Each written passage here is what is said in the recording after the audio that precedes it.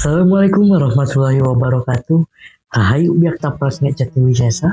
Sengkuring dirham aurora bahari. Sejang rencangan deui kulawargi sadayana anu atos kerasa nyayalkeun waktuna kanggo mintonkeun ieu konten. Sateacana simkuring bade ngajelaskeun atau anu bakal dibahas dina wengi ayeuna nyaeta filosofis debus anu musim kuring tos dilakonan salami kirang lebih nate 4 tahun abdi debus di kelas 7 nyaeta tinu lambang aya sababaraha lambang nyaeta padi anu mangrupakeun dasar kahirupan nyaeta nu jadi contoh dina kahirupan nyata nyaeta erek kosong erek isi padi tetap merendah. Terus dina kaduana aya simbol golok menyilang atau bentuk golok anu disilangkeun nyaeta simbolna atau hartina persahabatan atau silaturahmi anu meungkeut paheut dina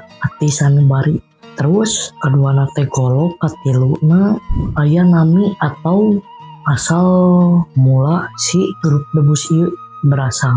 Seperti contoh di simkuring nyaeta seni debus si Buncir Makalangan anu terinspirasi ti kahiji tokoh pewayangan nyaeta Budak Buncir. Kadua tinu kenakalan Abi Sorangan, kunaon abdi disebut tinu kenakalan Abi Sorangan teh bisa terinspirasi nyaeta kapungkur nuju kelas 7 SMP kuring. Jajan biasa seperti biasa jajan menuju tuang jajan atau menuju ke emam jajan.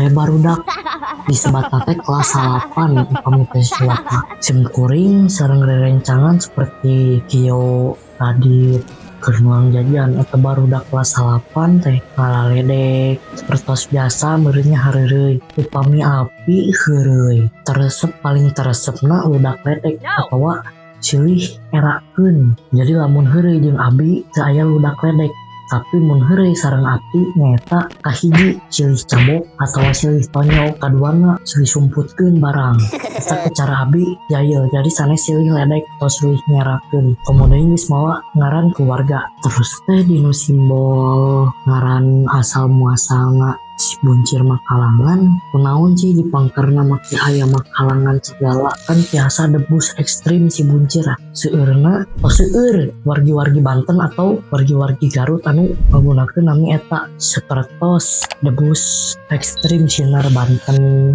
Baitul Majelis Palu Jampang Ugos Ulin Golok sapertos debus ekstrim Pacok Awirlan sajabina Pacok Gawir teh seueur anu tos nganggur nami atau anu dimimitian ku debus ekstrim. Tapi anu ngabentenkeun abdi sareng sadayana nyaeta abdi gabung sareng sababaraha padepokan atau paguron debus. Contohna nyaeta debus ekstrim Kang Heri Petir, debus Sinar Banten Bah Ade Anas, Majelis debus Sinar Palu Jampang, Incu Karuhun, sareng debus Buhun.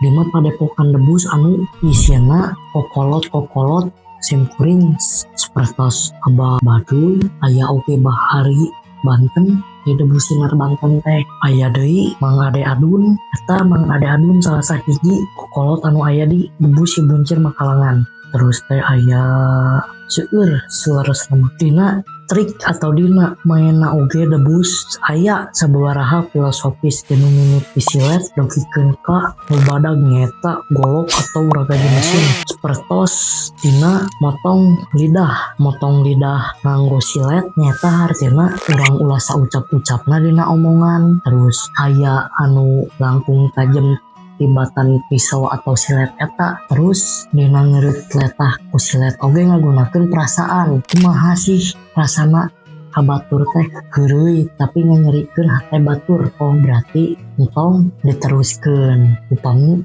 karaos nyeri nya mangga wae dina motong panangan ku silet atau aku cutter sapertos kieu nya contohna aya dina motong tangan atau beset tangan ku silet atau cutter Nyata urang ulah nyokot barang batur, urang ulah nyokot hak milik batur, urang ulah ngaku hak anu dipimilih ku batur, sareng terakhir urang motong kaki. Nyata ulah asal tincak bilih hiji nincak batah hiji nincak dikotok pan pincang sabelah mapah cecakan sanes nincak paku bilih hiji nincak tani hiji deui nincak susukan pan angger pincang da nyeri ulah satu tutur-tuturna bilih baturin cilaka urang selamat teu nuturkeun batur teras samodel motong perut ku arit atau ku cerulit sagawaya atau tong sagala teuing dituang bisa jadi hal anu dituang eta bisa ngabahayakeun kanggo kesehatan urang bisa jadi hal anu dituang ku urang eta haram ataupun bisa jadi hal anu dituang ku urang eta can tentu bisa ngauntungkeun ka urangna dina nyolok mata ku golok contona nyata urang ulah satinggal-tinggalna ulah satilik-tilikna sanes berarti sim kuring tunjuk gigi sanes berarti sim kuring pamer sim kuring mah kedah dicait ataupun di alkohol sim kuring nyanak aqua nu alit sebrotkeun ka dieu upami hoyong tereh galing dielap aya getihna kering langsung harita keneh asalkan getih sim kuring masih keneh netes ka taneuh tu dielap si cai kering jadinya bekas kieu hungkul atau bisa disebut tepak cakaran ucing siga cakaran ucing harita getih awur-awuran sim kuring ditutup ngangge cai dibersihan kering kedah ngangge alkohol atau obat nu sajana tapi sanes berarti sim kuring nemongkeun ge yang urang teh sakti mandraguna atau seueur pangabisa nepikeun ka tinu luka jadi garing nepikeun ka tinu awalna kitu jadi kieu sanes urang ngangge atau puasana kanggo ieu nu disebatna teh rawa rontek nya rawa rontek teh aya rawa rontek air sareng tanah abdi nyandak tanah teknisna kieu sami jiga innalillahi wa inna ilaihi rajiun nyata ti Allah balik deui ka Allah tinu asalna tanu balik deui kana tanu teras ya biasanya tinu awalna sehat atau tinu awalna teu kunaon kedah tiasa nutup deui atau rapet deui nu awalna sehat kedah sehat deui nu awalna urang hilap kedah inget deui sapertos urang geus ngahilapkeun atau geus mohokeun ka Gusti Nu Maha Suci atawa Tuhan urang kumaha carana urang kudu inget deui urang geus jauh ti Tuhan urang kumaha carana urang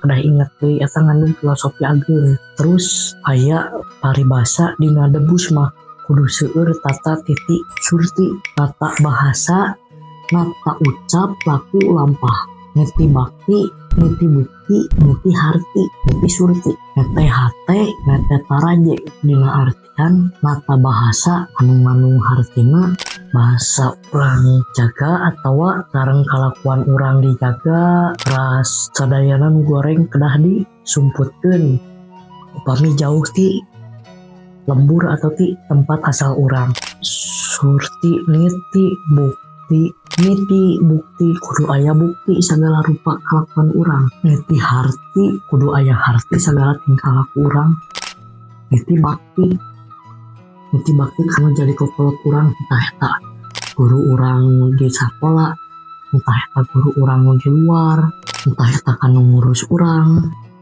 kedah niti bakti terus kedah nete hate nete taraje dina artian urang kudu boga hate halus ka batur nete taraje urang kudu nincak anu tincakeun urang sabenerna sanes nete taraje nincak batur pami urang nincak anu tincakan urang nu sabenerna insyaallah dina lain kasalanjutna urang bakal aya di kadudukan aya anu langkung ti sim kuring aya nu langkung ti sim kuring amna umurna pangartina jadi kuring sakti lain gara-gara ku praktisi tapi kuring sakti gara-gara ku pangarti kuring bisa lain gara-gara ku saukur kecap tapi kuring bisa gara-gara ku terbiasa kunaon seueur atau sadayana main atraksi seni debus rata-rata nganggo kidung-kidung Sunda buhun nyata salah sahijina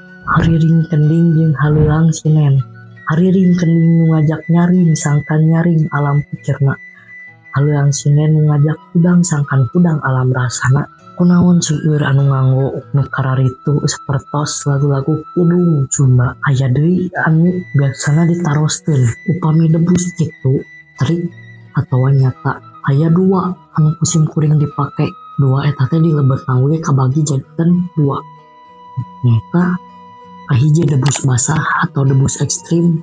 Debus anu main dina hiji acara nganggo getih. Nyata getih nyaan teu bagianana naon bebas. Bade tinu tangan, bade tinu lidah. Pami tinu tangan moal bebas. Sudah peran kumaha carana. Pami tinu lidah urang tiasa bebas. Contohna aya trikna motong sakedik asal berdarah sedot darahna keluarkeun sareng kiduh urang.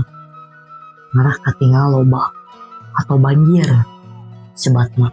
Teras aya deui debus kering. Pami debus basah biasana nganggo silet atau cutter.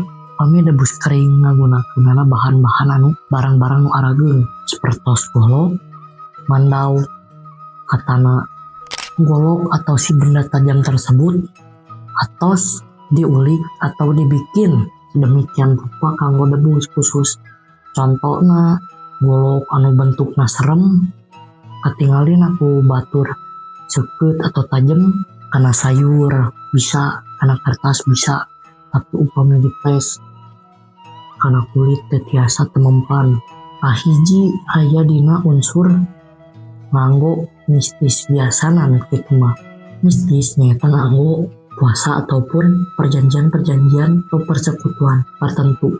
Upami nganggo trik biasana si golok atau si benda tajam eta teh dipotongkeun heula kana timun, dipake motong timun atau dipake motong sayuran atau buah-buahan anu ngandung cairan anu begitu melimpahnya. Terasi tangan eta atos dibalut ku minyak, pertos minyak zaitun. Upami si cair kana minyak kan licin.